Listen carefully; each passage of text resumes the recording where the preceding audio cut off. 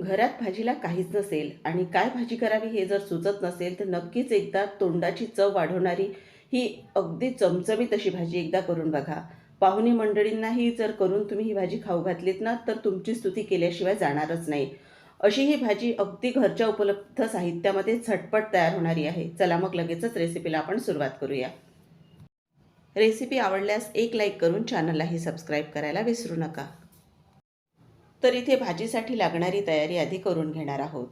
तर एक मध्यम आकाराचा कांदा आपल्याला जाडसर असा चिरून घ्यायचा आहे. फार जास्त मोठाही कांदा वापरायचा नाही. मध्यम आकाराचा कांदा पुरेसा आहे. त्यानंतर आपल्याला इथे एक मध्यम आकाराचा टोमॅटो घ्यायचा आहे. तोही जाडसर असा चिरून घ्यायचा. सुरुवातीला हा टोमॅटो थोडा जास्त झालेला होता, त्यामुळे मी थोडा भाग जास्त काढून घेतलेला आहे. तर आता तुम्ही बियांचा भाग काढू शकता किंवा राहू द्यायचा असेल तर तसाही ठेवू शकता. तर आता हा जाडसर मी चिरून घेतलेला आहे टोमॅटो. आता भाजीसाठी लागणारे इतर साहित्य बघूयात. तर इथे सुकं खोबरं खिसलेलं घेतलेलं आहे 2 ते 2.5 चमचे. नाश्त्याचा आपला जो चमचा असतो त्याने मोजून घेतलेला आहे आणि वाटीही तुम्ही बघू शकता. आणि त्याचबरोबर आपल्याला लसूण पाकळ्या घ्यायच्या आहेत 10 ते 15 आणि अर्धा इंच आल्याचे 2 लहान असे तुकडे मी घेतलेले आहेत. इथे आपल्याला थोडी कोथिंबीर घ्यायची आहे आणि हलक्याशा कोथिंबीरच्या काड्यासुद्धा घेतलेल्या आहे. ही छान देशी गावरान कोथिंबीर मी इथे वापरलेली आहे. आता वाटण्यासाठी लागलेलं हे सर्व साहित्य आपण तयार करून घेतलेलं आहे. आता हे सर्व साहित्य छान खमंग असं आधी भाजून घेणार आहोत. त्यासाठी तवा आधीच गरम करायला ठेवलेला होता. त्यावर सुरुवातीलाच कांदा घालून घ्यायचा आणि त्यावर चमचाभर आपल्याला तेल घालायचं आहे. कांदा छान त्याला हलकासा लालसर असा रंग आपल्याला येऊ द्यायचा आहे आणि हा कांदा मस्त छान खमंग असा भाजायचा. जितका कांदा छान खमंग भाजला जाईल तितकाच बघा वाटणालाही दाटसरपणा येतो आणि चवही कांद्याची भाजीला छान लागते. आता कांदा भाजल्यानंतर बाजूला थोडा सरकवलेला आहे. इथेच आपल्याला सुकं खोबरं भाजायचं आहे. सुकं खोबरं भाजत असताना यावर तेल घातलेलं नाही, कारण सुकं खोबरं भाजल्यानंतर त्यालाच तेल सुटतं. हलकंसं ते पसरवून घेतलेलं आहे तव्यावर, म्हणजे छान भाजल्या तर जातंच आणि लवकरही भाजल्या जातं. आता सुकं खोबरं बघा छान यालाही रंग आलेला आहे. ते सुद्धा आता आपण हलकंसं बघा कांद्यामध्येच एकत्र करून घेतलेलं आहे, म्हणजे ते खालून तव्यावर करपलं जाणार नाही. आता आपल्याला घालायचं आहे टोमॅटो. तर इथे टोमॅटो आपण घातलेला आहे, त्यावर तुम्ही अर्धा चमचा तेल घालूनही टोमॅटो भाजू शकता, पण मी तसंच कोरडं ते भाजून घेणार आहे. आणि इथे टोमॅटो बघा छान त्याचं जे पाणी आहे ते आटल्यानंतर छान टोमॅटोसुद्धा शिजलं जातं. असं आता भाजलेलं टोमॅटो आपण जेव्हा भाजीमध्ये टाकतो तेव्हा भाजीची जी ग्रेव्ही आहे तिलाही छान दाटसरपणा येतो. आता यामध्ये लसूण पाकळ्या, कोथिंबीर तसंच आलंसुद्धा आपल्याला घ्यायचं आहे आणि हे सर्व साहित्य परत छान असं आपल्याला भाजायचं आहे. तर आपण फक्त हे मिनिट 2 मिनिटासाठी भाजून घेणार आहोत. आणि आता हे सर्व भाजल्यानंतर परत एकदा सर्व साहित्य एकत्र करून घ्यायचं आहे आणि हे सर्व छान भाजून झाल्यानंतर बघा असा हलकासा चमच्याचा दाब द्यायचा यावर, म्हणजे छान व्यवस्थित तर ते भाजल्या तर जातंच, पण त्याचं पाणीही लगेच तुटतं आणि खमंग वाटण तयार होतं जे साहित्य आहे ते.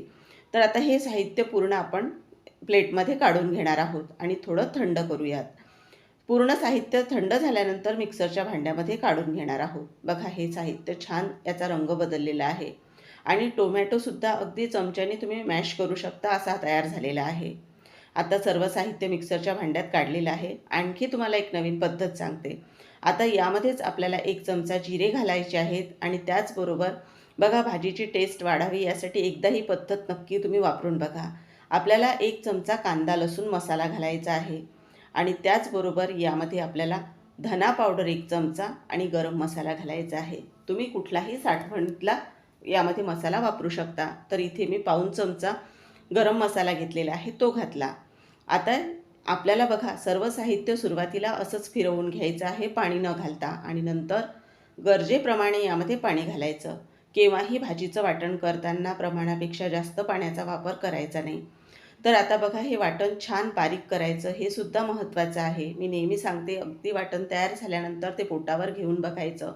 त्यामध्ये जर बारीक कण लागत असतील तर परत वाटण बारीक करायचं. म्हणजे तुम्ही कमी जरी साहित्य भाजीसाठी वापरलं तरी कमी साहित्यामध्ये सुद्धा तुमची भाजी छान तयार होते.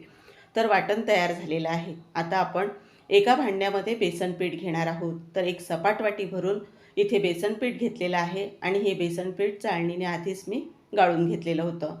यामध्ये कुठलेही मसाले घालायचे नाही, फक्त चिमूटभर एवढी हळद घालायची आहे. त्याचबरोबर बारीक चिरून घेतलेली कोथिंबीर घालायची आहे आणि चवीनुसार मीठ घालणार आहोत. आता बेसन पीठ बघा वातळ असल्यामुळे आणि पचायला जड असल्यामुळे यामध्ये आपण हिंग घालणार आहोत. तर इथे अगदी 2 चिमूट एवढा आपल्याला हिंग घालायचा आहे. तर आता बघा यामध्ये अजिबातही खाण्याचा सोडा आपण वापरणार नाही आहोत. फक्त एक ट्रिक आणि ती म्हणजे बेसन फेटून घेण्याची. तर बघा आता यामध्ये थोडं थोडं पाणी टाकून घेत आहे आणि हे बेसन पीठ छान त्याचा हलकासा रंग हा आपल्याला फक्त फिकट होईपर्यंत आपल्याला बेसन पीठ फेटून घ्यायचं आहे. त्याचा हलकासा रंग बदलल्यानंतर ते हलकं झालेलं आहे हे तुमच्या लक्षातच येईल. तर बघा हे छान फेटून घेतलेलं आहे आणि याची कन्सिस्टन्सीसुद्धा तुम्ही बघू शकता, ही या पद्धतीची आपल्याला लागणार आहे. आता आपण ही भजी तयार करण्यासाठी तेल आधीच गरम होण्यासाठी ठेवलेलं होतं. तेल छान गरम झाल्यानंतर एक एक करत आपल्याला ही भजी तेलामध्ये सोडायची आहे. आज आपण या भजींपासूनच छान भाजी तयार करणार आहोत. घरात भाजीला असू द्यात किंवा नसू द्यात, तुम्ही अगदी आवडीने ही भाजी करून खाल अशी ही भाजी आहे. तर बघा आता ही जी आपण भजी घातलेली आहे तेलामध्ये, मिश्रण छान हलकं झालेलं होतं, त्यामुळे भजी स्वतःहूनच पलटत आहेत. यामध्ये तुम्हाला अजिबातही खाण्याचा सोडा वापरण्याची गरज नाही जर ही पद्धत तुम्ही वापरलीत तर.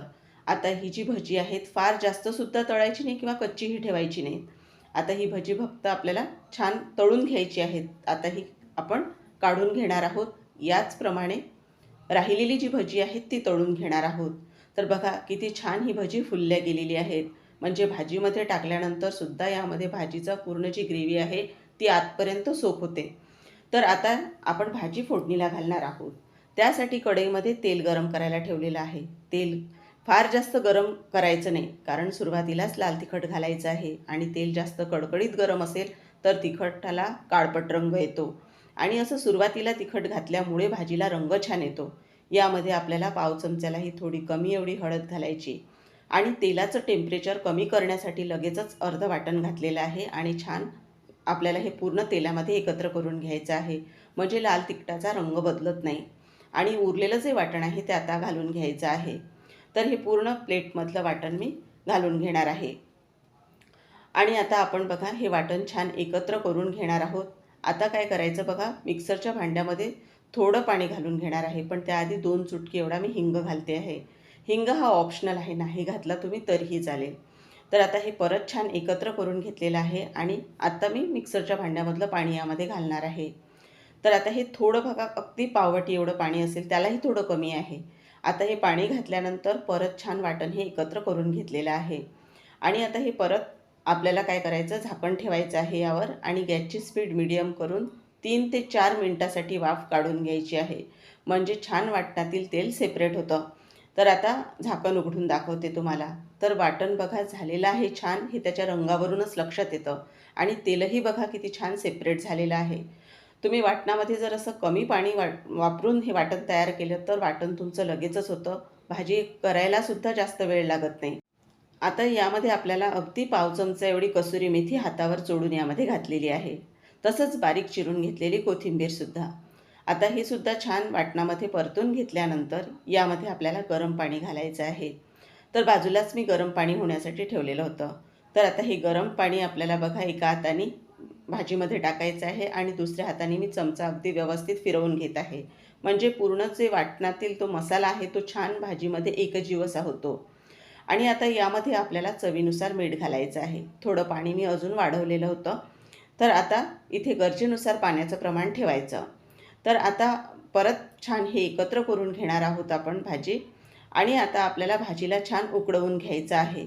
जितकी छान भाजीला उकळी येईल आणि 5 मिनटं छान भाजी उकळवून घ्यायची आहे, म्हणजे सर्व साहित्यांचा फ्लेवर तर भाजीमध्ये उतरतोच, पण भाजी चवीलाही छान लागते. परत बारीक चिरून घेतलेली कोथिंबीर घातलेली आहे. 5 मिनटं छान भाजी उकळवून गॅस बंद केलेली आहे. आता भाजीमध्ये आपल्याला तयार केलेली जी भजी आहेत ती घालायची आहेत. जर तुम्ही लगेचच जेवायला बसत असाल तर मग गॅस चालू ठेवायची आणि अगदी 2 मिनटासाठी भाजी उकळवून घ्यायची. पण जर वेळ असेल तर नुसतं भजी यामध्ये टाकून ठेवायची, कारण भाजी गरमच आहे आणि आपल्याला जेव्हा जेवायचं तेव्हा गॅस याखालची लावायची मिनिटभरासाठी. पण तरीही छान हे जे भजी आहे ती मस्त आतपर्यंत यामध्ये भाजी जी आहे ती सोक होते आणि चव वाढते. आणि ही जी भजी आहेत ती छान फुललीसुद्धा जातात. तर मंडळी, कशी वाटली तुम्हाला ही झटपट तयार होणारी भजींची रेसिपी? तुम्हाला जर ही भाजी आवडली असेल तर वेळ न करता लगेचच करायला घ्या. आणि तुमची ही भाजी कशी झाली, चवीला कशी लागली ते नक्की कमेंट करून सांगायला विसरू नका. रेसिपी आवडल्यास एक लाईक करून चॅनललाही सबस्क्राईब करायला विसरू नका. पुन्हा छानशा एका नवीन झटपट तयार होणाऱ्या घरगुती रेसिपीसोबत आपण लवकरच भेटूया. तोपर्यंत मस्त खा आणि स्वस्त राहा. धन्यवाद.